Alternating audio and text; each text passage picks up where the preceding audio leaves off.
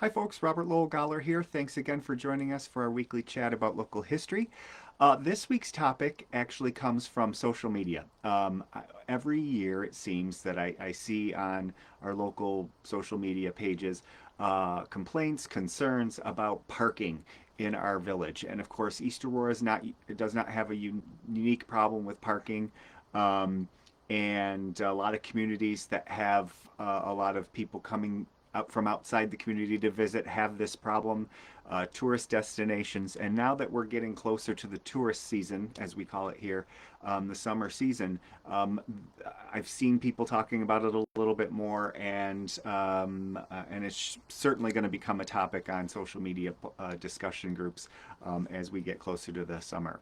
And some of the solutions that have been talked about in recent years, either formally or informally, I kind of laugh sometimes um, because these solutions that people are talking about have been um, suggested in the past. They're not new solutions. And in fact, our parking problem in East Aurora is not a new problem either. I've studied this quite a bit because I find transportation is one of the areas I find fascinating, how we have changed over the years and how we get from one place to another. And the parking problem we have today with lots of people coming into town is, yes, it's exacerbated by the popularity of our community in the summer from people coming in from out of town. And also we have more cars today, more, we've talked about this before. 30, 50 years ago, every household might have had one car, and today there are multiple cars, so there are just more cars out on the road. But the issue of people perceiving a parking problem in our village is not new. Going back through the East Aurora Advertiser, through Village Board Minutes, as I have written articles about transportation and working on an upcoming series of books, I'm editing some of these and refreshing them and re-examining the source material that I have found. Is that people have, throughout East Aurora's history, called upon the village to do something about the parking problem. 1920s was a perfect example. More cars were hitting the roads. The roads were being paved, bricked, so more people were out and about in vehicles. And so one of the solutions that I've seen from time to time on social media in recent years was a parking garage. Now that one has not, as far as I can tell, been suggested before. But parking meters were suggested, and some folks were talking about how perhaps that it was a brand new innovative idea. Well, sorry to burst your bubble about that innovative idea, but we go back to 1948, and the village was actually considering putting parking meters on our main street. And when I went to college in Geneseo, I had never seen parking meters outside of a city. And in Geneseo, they have parking meters on Main Street, and they also have diagonal parking where you pull into the parking space and then you back out of it, and the parking is diagonal along the road. East Aurora had this before 1948, and I actually was just recently editing an article about the different parking patterns on Main Street over the years. We went from having absolutely no pattern at all, where people were just allowed to park wherever they wanted, in the 1920s, to what they called parallel parking, which is what we have today. And then they went to diagonal parking because they felt that it was easier to get in and out of the spaces, but also you could have more cars parked on Main Street. It also took up more room on the width of the street, which caused problems. But after World War II, the state of New York said on state highways you could no longer have uh, um, diagonal parking, and Main Street being Route 20A. A state highway was Route 20 before that, Route 28, and you could not have cars backing out anymore. And villages across Western New York, or across New York State, there's documentation that they were putting off changing their parking pattern to meet the state's regulation as long as they could. And finally, in 1948, the fall of 1948, the village could no longer get away with ignoring the state rule. So they had to change from the diagonal parking to parallel parking. And the reason the state said you could not do diagonal parking anymore, meaning pulling in and out, is because it was too dangerous. And in fact, they had documentation. There were articles in the local newspaper of people getting hit by cars that were backing out of the space. The street was just too busy as a state highway for cars to be able to back in. Some people were backing into the spaces, and it was just too dangerous. And what I found interesting is 15 years ago, when they were redesigning Main Street for the big reconstruction project that we had, and I was sitting in meetings listening to, as a reporter for the Easter Advertiser, the editor of the Easter Advertiser, listening to these people suggesting good ideas to have reverse parallel or diagonal parking or regular diagonal parking, and the state was resisting it because they thought they could put more parking spaces on Main Street, and that would benefit the parking situation to design Main Street that way. But the state kept talking about the safety issues of it, and it's funny that discussion was a repeat, almost verbatim, of the discussion back in 1948 and why the state of New York wouldn't allow diagonal parking or reverse diagonal parking, where you actually backed into the space off the street. Because pedestrians could get hit. There were just too many too many examples of people getting hurt. Plus, it also actually slowed traffic down as people waited for people to pull into the spots. They had studies that said that, so I found that interesting. So that happened in 1948. Now get back to the parking meter situation. So in the fall of 1948, the village board changed the parking code in order to change it from the diagonal parking to the parallel parking. And one of the things the state was saying that they would, doing so would only eliminate a couple parking spaces. Well, it turns out it was like 30 to 40%, according to the articles in the Advertiser. And so the village was trying to come up with unique ways to alleviate the parking congestion problem. And one of the things they had suggested was parking meters in order to encourage people not to park on Main Street for extended periods of time, to not park on Main Street unless they absolutely had to get business owners and employees of businesses to stop parking on Main Street, because they were parking on Main Street and not leaving space for the customers. So there was a whole host of reasons. So changing the parking pattern was one part of the new code changes, and then adding parking meters.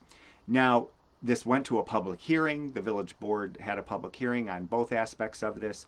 The parking pattern did change, and it was done fairly quickly. Within a couple weeks, they changed the parking pattern on Main Street.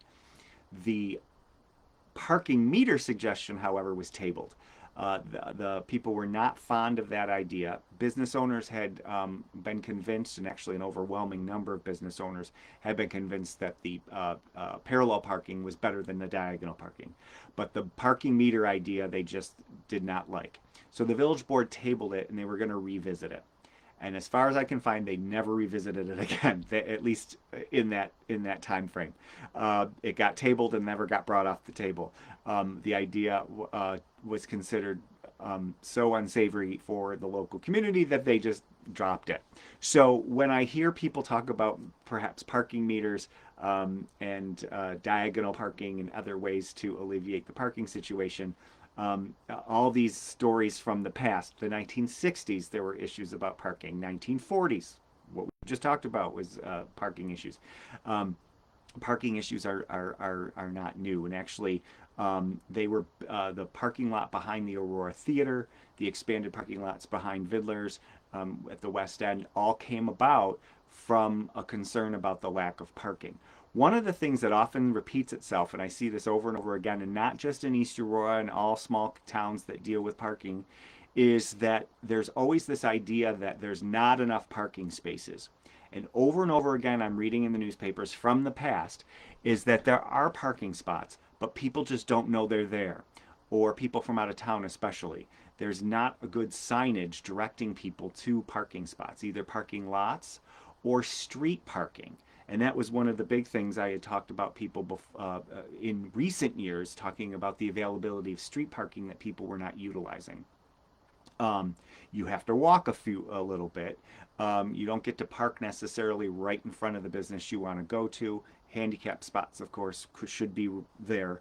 But for able-bodied folks, you might have to walk places, and that was something that was brought up over and over and over again in the newspapers. Is that sometimes you have to park a little bit in a village setting. You have to park a little bit further away from your destination and walk a bit, because it's not like a plaza or anything where you can park right in front of it, and the parking might not be right in front of the business that you're going to. And one of the things over and over again is that they were finding that people were driving around parking lots looking for a spot and not able to find one necessarily, when just a few yards away there was street parking, that either that they didn't know about or they passed by and didn't realize they could park on it. So over and over and over again, 1940s, 1950s, 1960s, you read in the newspaper about the availability of street parking that people were not utilizing. And I kind of see that a little bit today. And it might just be that the parking spaces are there, but people don't realize that they can utilize them. And that was happening in the 1960s, 1940s. So this is not a new problem. And they were studying the number of parking spaces and whether or not there could be additional parking lots to accommodate the people who could not find spaces on Main Street. But whatever the solution is, whether it's metered parking or a parking ramp, which probably won't happen, this is not a new problem. We seem to revisit the quote-unquote parking problem over and over again throughout our history. And it does date back to the 1920s. There is some fascinating articles where you could probably pull those articles and plop them in the Easter Advertiser today, and it would still be pertinent of the just what are we going to do about the parking problem? All these people are visiting our community, and we just don't have enough room for them to fit their vehicles. In the old days, you would walk places, take the train. There wouldn't be you wouldn't necessitate before the 1920s, 1930s, the need for parking. And that did seem to come around in the 20s and 30s. So this problem is older than a lot of us probably think. It's not a new modern problem. Yes, we perhaps have more cars today than we've ever had before, but it's certainly not a new problem. And there were actually villages were struggling to keep up with the advanced technology of vehicles, and sometimes the process of changing your code and changing your parking patterns was a slow one. Government is slow, and for good reason sometimes, because they want to hear all people's comments before they change the codes. But then you read back in the old newspapers, and it's kind of I say this a lot, how history does repeat itself. You're like, wow, that's exactly the debate we're having today. And I just found it fascinating that the idea of parking meters dates back to at least 1948 here in East Aurora. So it's not a new issue, not a new problem. So actually the Main Street parking has gone back and forth several times. I'm going to actually include that in an upcoming book that I have, is the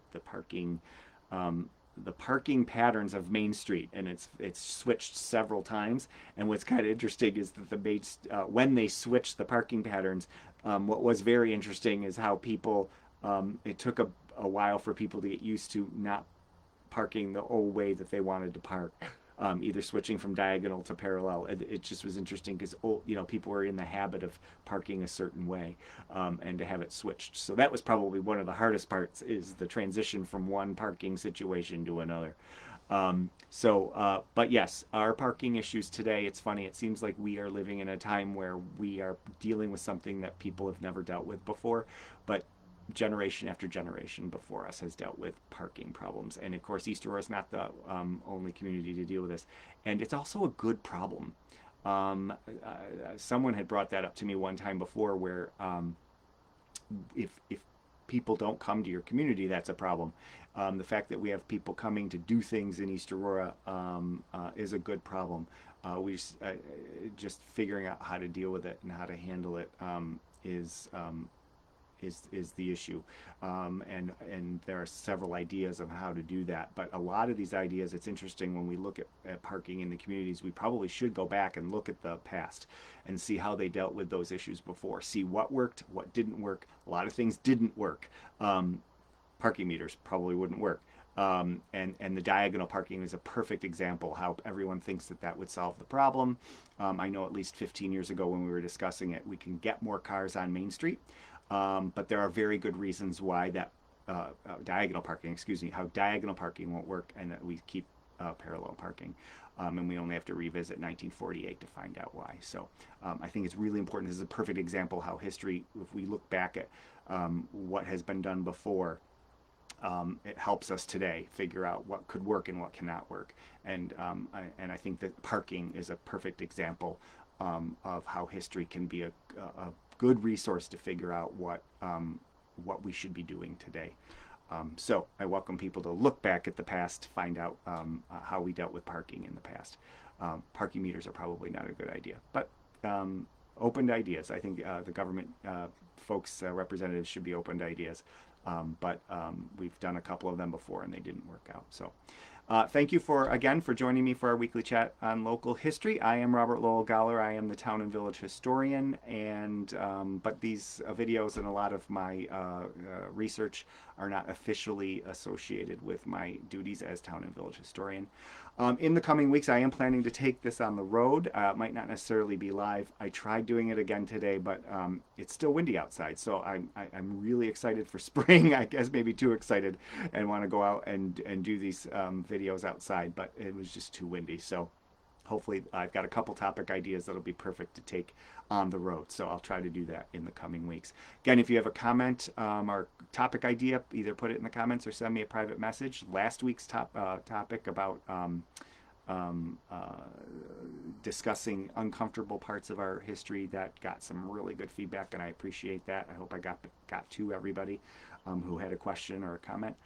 So keep them coming. I enjoy the feedback. Again, thank you for joining us. Thank you for keeping history alive, and we'll see you next time. Take care.